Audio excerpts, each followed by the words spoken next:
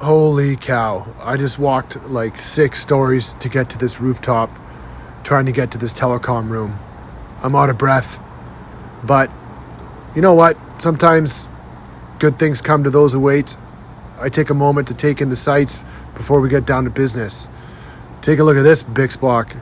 No, thank you. What I want is right over here. This is my splice panel. What's happening today is we got a brand new 6 fiber internal line that's been run to a customer, and I need to enter it into this panel. I got 2 splices to do. First things first, I'll pull out all the loose tube and other fiber that's already in this panel so I can get access to the splice tray.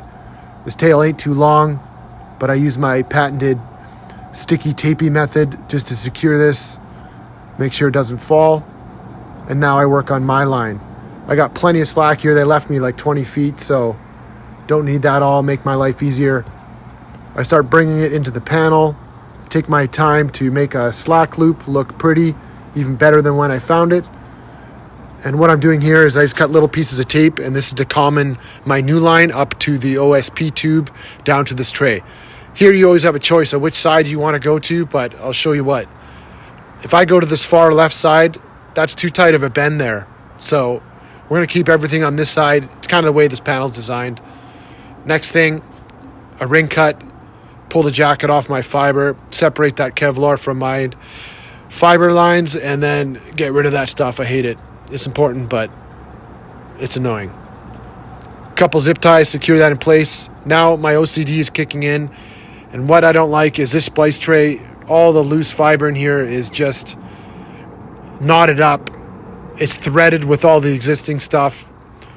So I take my time and I clean it all up, cut my new fibers to length, and now we're just going to get ready to splice.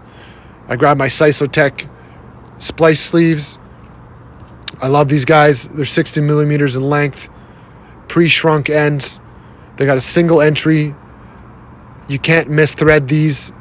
They go in easy every time.